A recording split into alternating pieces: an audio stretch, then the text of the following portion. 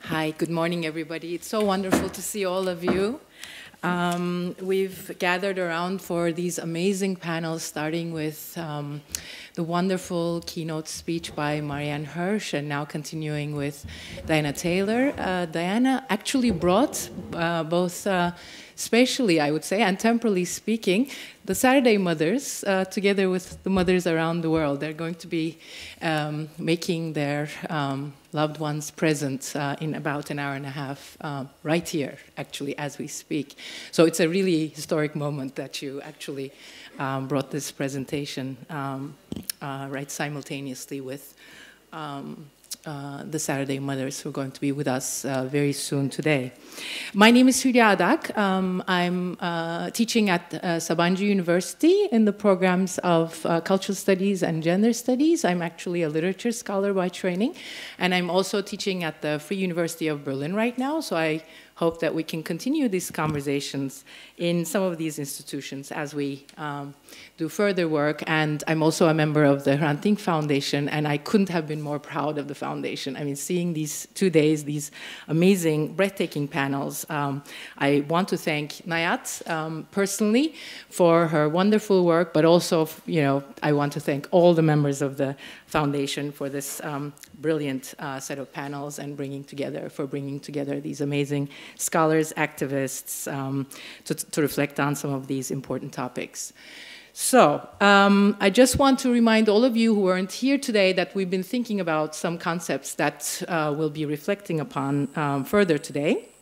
And one of them, and Diana Taylor also touched about this, is this issue of representation. I mean, that seems to be coming up, mimetic representation, the problematics, the challenges of mimetic representation. And I just want to remind you of some of the philosophers who were mentioned yesterday. For instance, Mark Nishanyan's thought on the difficulties of representation, particularly as it comes to topics around genocide. And he would even claim that genocidal representation could be an oxymoron, that in and of itself, it's such a difficult thing to actually even try to represent in all its complexity genocide. And part of that is also about the problematics of replicating, repeating a narrative that we might want to employ because it is part of the history, but that has its own problematics because it is the narrative of the perpetrator. So part of the problematics of this mimetic representation is also the challenges of how to line up several narratives together when one of the narratives is actually going to repeat the sort of perspective, narrative, and organization of history through the perspective of the perpetrator. So there's always this trap waiting for us when we get into topics such as mimetic representation. Another issue that was touched upon, but not in depth, was abstract representations. And I want to just sort of underline that as a possibility, especially thinking about architecture of museums, museum spaces. You might know that the architect Libeskind is actually very sophisticated in what he did with the Jewish Museum of Berlin. And there are abstract ways of sort of dealing with or confronting darkness, hiatus, fracture, rupture, loss, right? I mean, in ways that are not about showing graphic photographs or, you know, footage or sort of explaining a narrative, but making you really evoke these concepts or issues in abstract ways. So that's also something to think about, new ways of challenges of abstract thinking around these issues. Another important point that was touched upon yesterday was about memorializing death. On the one hand, that's our difficult past. Yes, definitely, that should be there. And this is part of the challenge because in some contexts, we are operating in a way that's trying to combat histories of denial, cultures of denial. So the proof and documentation is already a very important part of the process of memorializing these difficult pasts. But as we do that, we shouldn't also forget that celebrating life and presence in all its complexity activities is also part of what's really integral to museums and memory sites. So a great example from yesterday was Poland, the Museum of Poland, where the 1,000-year heritage, cultural presence, intellectual, artistic presence was also celebrated as part of the museum's sort of way of representing Jewish life, or that was also a contested term, Polish Jews in history. One great question from yesterday was about how to deal with children and teenagers' access to these sites. And I just wanted to point out, we had this conversation with Marianne, and she didn't contradict me. She might later in the discussion. I just have one good example, and you might all think about your own examples, but that's from the US Holocaust Museum, and they have a great exhibit for children, particularly for children, and it's called Daniel's Story, where children are allowed to go through an exhibit, and it's not about interdicting or, not about, oh, you can't go through here because there are graphic photos. It's more about, no, come in, engage with the Daniel's story, and see how you might go through the camp as a child survivor. So I thought that would be a good example, a challenge to think about how children should actually walk through these sites in ways that are not difficult for them, and how we could make these histories and these narratives available to them. Another great topic yesterday was to make memory sites, memorialization available in everyday life. And of course, one of the better examples is the Stolpersteine project that was started in 1992 by artist Günther Demning. And it's an ongoing project. I think that's what makes it so vivid and alive. You can go to different parts of Germany, Austria, Hungary, the Czech Republic, Norway today, and the Stolpersteine are proliferating. I mean, it's an amazing project, and they're becoming, so you see more and more of them in front of houses and buildings, so you see more and more research being done, and more sort of lives coming into our everyday presences, everyday lives. And last but not least, I wanted to also reflect upon how important it was to think about museum spaces and how they are constituted, whether they are state museums receiving state funding, or whether they are private institutions, and how that sort of impacts how they make their exhibits available, or the content of the exhibit. And last but not least, of course, we need to address, and Andrea will do that today for us, contemporary political environments and how they shape basically not only the display, but also the content of the museum space, and how and if they can reach out to wider audiences, or if they can be important in education systems, and so on and so forth. So this is really important in either challenging our sort of hopes for a future, or maybe enabling us for futures of hope. So today I'd like to introduce, I have three wonderful speakers. Our first speaker is going to be Andrea Patel, who's a very familiar face. She is so wonderful whenever we invite her for 8th of March activities, for, sort of reflecting on gender research in the EU sphere. She doesn't say no and accepts our offers. So she was with us last week, actually. We have the pleasure of seeing her twice in 2 weeks. This is, we're very privileged.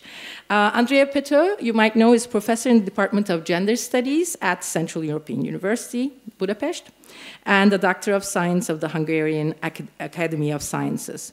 She's written 5 monographs, edited 31 volumes, and her works on gender, politics, the Holocaust, and war have been translated into 18 languages, if not more, I'm going to add.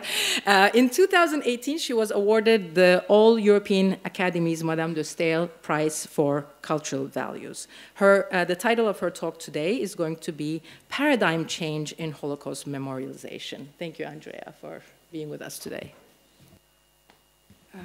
Thank you very much for the generous introduction, and thank you for the invitation. And this is always a pleasure to be here, and also a privilege. So I always go back with good ideas and enthusiasm and full of energy after having spent some time in Istanbul. And I'm particularly grateful for the collaboration with Ayşe Gülaltinay, whom we have been collaborating in the past 15 years, I think so. First, when we were on a mission in Kazakhstan to evaluate the gender studies development in Kazakhstan, which was a memorable event. And I would like to especially thank Nayat for the organization, because this is really a privilege, and I think we should value every moment that we are here and we have got this privilege of exchanging ideas about important issues. Before I start the talk, I would like to thank to all of you who supported CEU. CEU is moving to Vienna as the first university in exile after 1945 in the European context. So basically, we failed. And on the other hand, this opens up lots of possibilities for future cooperation, and also to reflect on, why basically the whole academic community failed, why all the politicians in the European Parliament failed, why the kind of global solidarity movement failed.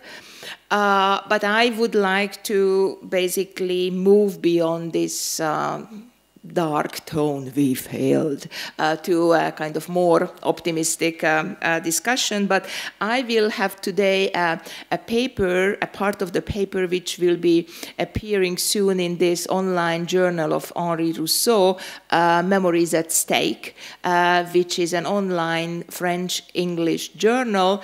And Henri Rousseau is one of those who are really reflecting on the recent developments of memory studies. And let me in brackets say that this decision to publish this paper on an online journal and not in a peer-reviewed, impact-factored journal is actually an important political decision. And I would like just to flag this as one of the issues which would actually require a change of attitude in the academic community. I will have another issue which is coming up soon. So, but this paper, the longer version of the paper, based on interviews with community leaders, politicians, and decision makers discussing the changing paradigm in Holocaust memorialization, was commissioned but not published by the government-sponsored Tom Lantos Institute in Budapest because of so-called technical reasons. And that's the other kind of ethical issue I would like to flag besides the publication strategy we have, namely that what do you do as far as collaboration is concerned with those who are having different political agendas. In my intervention, let me just move their logo. In my intervention, I want to argue that a major paradigm change is happening in Holocaust memorialization. Previous consensus about Holocaust is not questioned. This is not the denial I'm talking about. I'm talking about a different phenomenon. Not only by marginalized political and scientific actors, but by governments and government-funded institutions, by the mainstream itself. This is a fundamentally new situation, therefore it requires fundamentally new strategies from different actors. So let me first support my argument why I think this is fundamentally new, and then the second part I will suggest some strategies, what academic and activists can do in this new situation. So these are the two parts of the talk. I will do this using the story of the lost and found library of the Rabbinical College, University of the Jewish Studies in Budapest, to illustrate my point.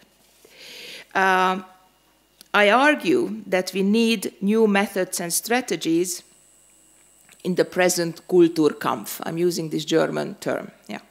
How could one possibly discover a big library of tens of thousands of volumes in a functioning scientific institution? The Budapest University of Jewish Studies managed to complete this improbable task when on 16th of September 2014, they found a library of tens of thousands of volumes in their basement, reported by the press. This collection consists of nothing else but the books of Holocaust victims who had deposited their personal libraries here before they forced to move to yellow star houses or they were deported. The leaders of the University of Jewish Studies assumed that the wide media coverage of an unexpected find would help them securing government resources to finally start organizing and structuring the library in the Holocaust Memorial Year, 70 years after the Holocaust, when unprecedented amount of taxpayer money was spent on different Holocaust memorialization projects in Hungary. They were wrong. The fate of this scattered library illustrates the political and financial dilemmas of Hungarian Jewish organizations had during the Holocaust Memorial Year in 2014. The government organized commemoration of the 70th anniversary of the Shoah, and the government strategies hijacked the event for its own purposes. Furthermore, this illustrates the most recent paradigm change in the memory of the Holocaust in Hungary, arguing that international compliance with the Holocaust remembrance can be, at the same time, an effective way of initiating a paradigm change on the national level. On the bilateral level, especially the Polish-Hungarian relationship, based on which change can happen on international level. So there is a loop of national, bilateral, international, transnational, which are all now spiraling up. It also proves that memory laws is the topic of this special issue, complying with international standards can be hijacked, as there are no sanctions. Unlike in Poland, when a new law was passed denying any Polish collaboration in the Nazi occupation, causing an international protest in 2017, brackets, it's a complicated story, I'm not getting there. In Hungary, the paradigm change has started earlier within the already existing memory laws, bending, stretching the narrative of the Holocaust according to the political agenda of the illiberal polypore state.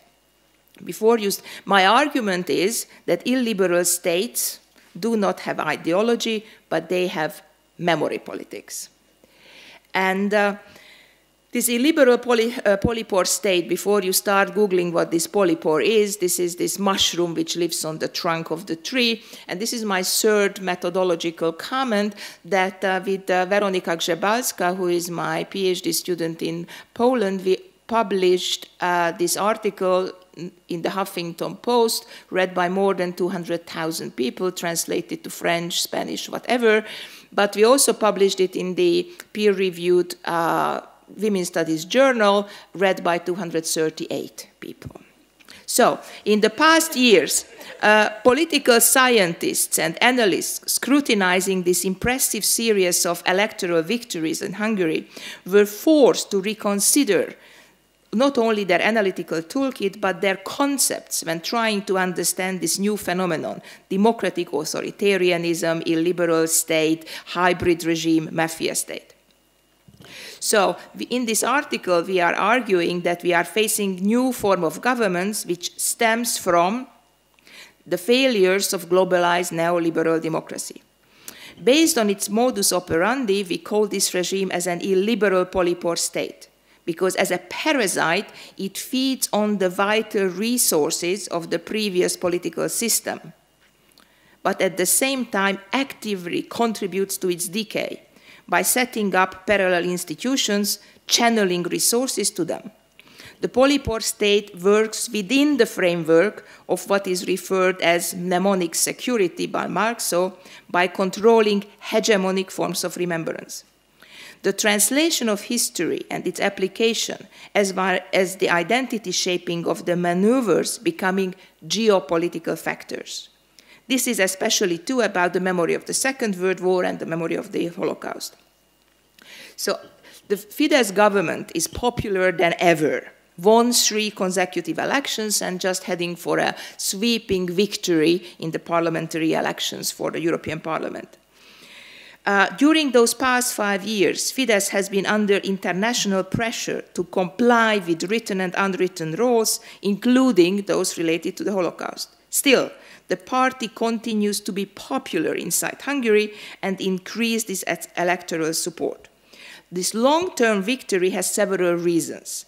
And now I'm just focusing on one, which is the memory politics of the illiberal states, which contributed to this political power. Let me stress, memory politics serves as an ideology of illiberal political states. First, I will seemingly contradict my previous claim to this paradigm change.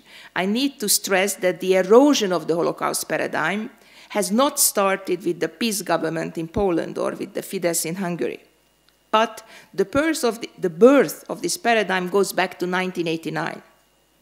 After 1989, along with the revision of progressive political tradition, anti-communism, fueled by the persecution which took place during the Soviet occupation, became the foundation of the emerging political discourses within the former Eastern Bloc countries. The Holocaust narrative was conceived during the Cold War. Besides determining its characteristics, also elevated from the moral command of never again into a measure of universal integrity. The memory politics of the European Union is built on a positive normative notion, namely that learning from the past is the process through which a negative experience may become a positive force. Consequently, within this framework, never again, European citizens should comply with democratic values and reject everything, values, concepts, whatever, that led to the Holocaust, which, according to Frank Furedi, I quote, a therapeutic censorship both patronizes and infantilizes people, end quote. International organizations like the IHRA, established in 2000 with the Stockholm Declaration, supervise from top down whether individual states are committed to these values in their education, in their museums, when organizing events. Let me stress, the stakes cannot be higher. As values are foundational for the European Union. In the Charter of European Union, the opening sentence starts with the following quote, reunited after bitter experiences, end quote. And this bitter experience, euphemistically, is the Second World War, forced settlement, colonization, presently is questioned by the different forces in the European memory politics, and it actually underlines that this memory politics cannot be sustained for the future. So in this slide, I actually put together the 8 characteristics of this paradigm change, and I have like 9 minutes, right? Okay. So in this, because I want to take time for the positive note. So, okay, so these are the 8 elements, right? So first is the victimhood narrative, canonization of the narrative of the double occupation, that relegating all responsibilities to the occupying forces, Germans and the Soviets. It is simple to place the dark patches of the past into an ethnocentric memory politics, especially when there are competing remembrances, but offers selective forgetting of collaboration with the Nazi Germany and with the Soviet Union at the same time, on the individual level. That is the reason this is powerful, because it offers a livable, viable, desirable alternative to the present hegemonic European memory politics. The second is the nationalization on a universal level, or a transnational level. Memory has multiple levels. What a novelty. The local, regional, national, transnational memories together create a multicolored patchwork. In this present paradigm change, the renationalization of the transmission of the narrative is happening, as opposing as there is no narrative that could harmonize national historiography and the memories of the various groups of survivors. However, all this is embedded in a political process. Therefore, some memories stand a better chance of becoming dominant. The third one is the de-Judaization. making Jewish victims invisible, their experiences as marginal, stressing the suffering of other victim groups, or the nation as such. The literature of how post-1945 anti-fascist rhetoric invisibilized Jewish identity and Jews as a group could it feel itself a library. In the anti-fascist memory rhetoric, the survivors are all victims, while the perpetrators are forgotten. And this is the logic which is actually coming back. The construction of national remembrance coincides with nation building, therefore historical narrative support the latter. The Hungarian government needed a narrative which has a beginning and an end, which is closed and complete, and has one interpretation. And this led to some of the conflicts in the recent history between the Jewish communities and the government. And I will talk about this in the hopeful part. Anti-intellectualism. Anti-intellectualism, as a part of the populist turn, attacks on science, are questioning the position of historian as a privileged interpreter and historians as a profession. Anybody can be appointed as an expert or as a historian. No previous credentials needed to be promoted and paid well by different newly founded government historical institutions. The next one is the desecularization, favoring religious framework of remembrance, as the present memory paradigm is fundamentally secular and non-spiritual. The non-religious or converted or assimilated Jewish victims are omitted from the victim group. As an example, the speech of the Hungarian Minister of Defense stated as the goal of this Holocaust Memorial Year was that the Shoah would, I quote him, take its place in national history, right? Take its place in national history, adding, may eternal help us, end quote. So this summarizes both the pre-existent framework and the intrinsic goals of the Memorial Year to replace the international and supranational framing of the Holocaust and also the institutions which are expected to supervise if the nations are complying with that, with a national one, where transnational actors has nothing to say. And its laic framework with a sacred one. The placement of Shoah into the national frame would not be problematic in itself. However, for example, look at the Pauline. That is actually doing this, right? Putting the whole narrative into a national framework. And you are all praising it, right? The way it happened exemplifies the memory politics of the illiberal state, which actively reinterprets the post-1945 consensus about the Holocaust memorialization. The next one is the memory as a category, which is not in flux but closed. But I already mentioned that, namely that is the past. Let's open a new chapter. The next one is the double speech, dividing messages depending on the audience, inside or outside, meaning international organizations or norm owners like Israel or the US. The genus-phased double performance of the Hungarian government during the Memorial Year is one of the elements of this paradigm change which had been spotted.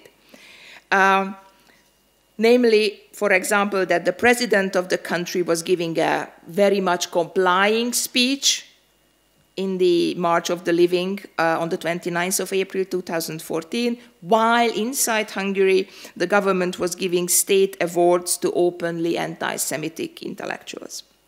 And the last one is the freedom-fighting rhetoric. The Hungarian government takes exactly the opposite of the never again paradigm. However, as a typically liberal polypore state, they also used that memory discourse whenever it was necessary, but for their political aim. When they rejected the never again discourse, they did not argue. They did so arguing that this is a tool of Western hegemony, which necessarily objectifies the Hungarian narrative. Just in brackets, if you look at the recent issue of The Signs, which is a peer-reviewed feminist journal, they are looking at the emergence of the anti-gender discourse as a part of the